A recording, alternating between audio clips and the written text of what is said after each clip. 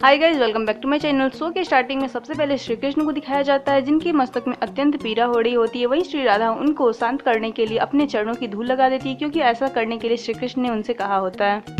श्री राधा के चरणों की धूल श्री कृष्ण के मस्तक पे लगते ही श्री कृष्ण का सारा दुख क्षण भर में ही समाप्त हो जाता है। सभी को देख के ये अत्यंत आश्चर्य होता है, लेकिन कुछ देर तक सभी निशब्द हो जाते हैं। वहीं श्री कृष्ण बोल पड़ते हैं कि मेरे मस्तक में अत्यंत पीड़ा हो रही थी। मैंने ऐसा कहा भी कि आप लोगों में से कोई अपने चरणों की धूल मेरे सर पे लगा दे, लेकिन किसी ने भी ऐसा नहीं किया, क्योंकि सभी को ऐसा लगा था कि मेरे सर पे पाप चढ़ जाएगा और मुझे यम यातना भी भुगतनी पड़ेगी। लेकिन राधा को ऐसा कोई भी डर नहीं था। उसने बिना किसी परिणाम की चिंता किए हुए मेरे सर पे अपनी चरणों की धूल लगा दी।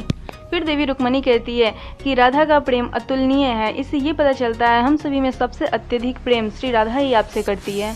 उसके बाद श्री कृष्ण कहते हैं कि हम सभी को अब द्वारिका लौटना चाहिए, क्योंकि यज्ञ की तैयारी हो चुकी होगी। उसके बाद सभी जाने लगते। देवी रुक्मणी वहीं स्थिर हो जाती है और मन ही मन सोचने लगती है, मुझे ये कह देना चाहिए श्री कृष्ण से कि मैं उनके योग्य नहीं हूँ, मैं इस यज्ञ में उनके साथ नहीं बैठ सकती, क्योंकि श्री कृष्ण के साथ बैठने के लिए श्री राधा से योग्य और कोई हो ही नहीं सकता। लेकिन मैं इस बात को श्री कृष्ण को कैसे कहूँ, क्योंकि श्री कृष्ण और राधा ने ही मुझे इस यज्ञ के लिए चुना है। इसलिए स्पेशली मैं श्री राधा को भी नहीं कह सकती हूँ, क्योंकि उन्हीं की बहुत इच्छा थी कि मैं श्री कृष्ण के साथ इस यज्ञ में बैठूँ।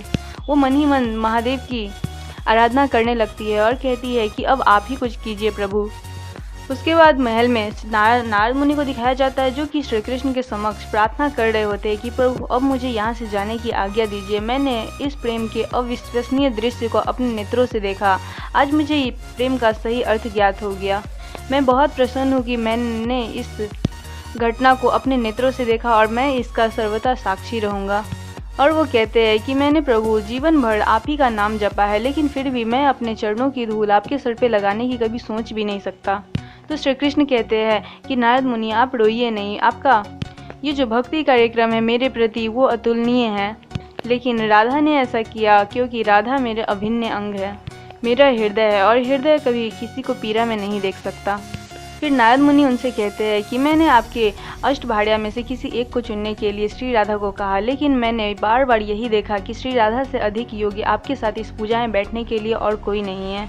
बेशक आपकी सभी पत्नियां सर्वगुण संपन्न है, लेकिन श्री राधा आपको पूर्ण करती है। उसके बाद नारद मुनि कहते हैं कि प्रभु अब मुझे आज्ञा दीजिए, और एक और निवेदन है कि मैंने इस क्षण को अपने नेत्रों से देखा, मैं इसे कभी नहीं भूल सकूं। तो श्री कृष्ण उन्हें आशीर्वाद दे देते हैं तथास्तु कि आप इस क्षण को कभी नहीं भूलेंगे। उसके बाद नारद मुनि यहाँ से चले जाते। फिर दिखाया जाता है देवी राधा को, जो कि अकेले एक जगह पे खड़ी रहती है। उसके बाद श्री कृष्ण उनके पास जाते हैं और कहते हैं कि क्या हुआ राधे। श्री राधा ये सोच रही होती है कि रुक्मणी इस पूजा में बैठने के योग्य है, लेकिन अब मैं रुक्मणी को कुछ कह भी नहीं सकती। फिर श्री कृष्ण कहते हैं कि तुम्हें कुछ भी कहने की जरूरत नहीं है, रुक्मणी की भी मन में कुछ ऐसी ही बातें चल रही है। फिर श्री राधा कहती है अगर इस पूजा को निरस्त कर दिया जाए, अगर यह पूजा हुआ भी नहीं, तो फिर सभी का मन बहुत आहत होगा, द्वारिका वासी, तुम्हारे पूरे परिवार और फिर रुक्मणी को, जिसे मैंने ही आश्वासन दिया कि वही पूजा में बैठेगी। फिर श्री कृष्ण कहते हैं कि नहीं राधे, इस सब चीज़ों की चिंता तुम मत करो, हो सकता है रुक्मणी के भी मन में कुछ ऐसा ही चल रहा है, सभी चीज़ों को प्रभु पे छोड़ दो। उसके बाद दिखाया जाता है पूरी सभा आयोजित की जाती है, यज्ञ की संपूर्ण तैयारी हो गई रहती है। देवी रुक्मणी भी वहीं खड़ी रहती है। वहीं बलराम देव आते हैं और श्री कृष्ण को कहते हैं कि अश्व का घोड़ा क्या अभी तक आ गया।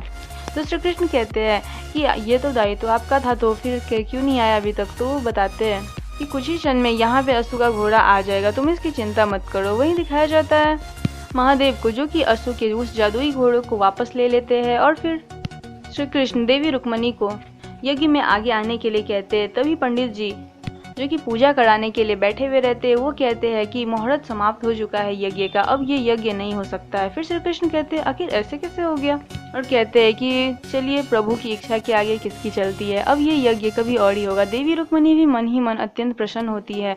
फिर श्री कृष्ण उनके पास जाते हैं और कहते हैं कि इससे आपको कोई दुख तो नहीं है। तो देवी रुक्मणी कहती है नहीं नहीं, मुझे कोई भी दुख नहीं है, जो भी होता है प्रभु की इच्छा के लिए होता है, और जो होता है अच्छा ही होता है अंततः। उसके बाद देवी गौरी को दिखाया जाता है, जो कि महादेव से आश्चर्यपूर्वक पूछती है कि ये क्या महादेव, श्री कृष्ण ने इस यज्ञ को निरस्त कर दिया, आखिर ऐसा क्यों, अब सारी नकारात्मक शक्ति का क्या होगा। तो महादेव कहते हैं कि देवी इसके लिए चिंता मत कीजिए, क्योंकि सारी नकारात्मक शक्ति स्वयं ही नष्ट हो चुकी है। तो देवी गौरी कहती है आखिर ये कैसे हो गया। तो महादेव कहते हैं, जब श्री राधा ने अपनी चरणों की धूल श्री कृष्ण के माथे पे मली, उसी समय सारी नकारात्मक शक्ति का नाश हो गया, क्योंकि प्रेम से बड़ी शक्ति और कुछ हो ही नहीं सकती। अगर इस प्रेम ने ऐसा किया है तो फिर अश्वमेघ यज्ञ की कोई आवश्यकता ही नहीं। प्रेम की सकारात्मक शक्ति ने सारी नकारात्मक शक्ति का अंत कर दिया है। और आज का शो यहीं समाप्त हो जाता है।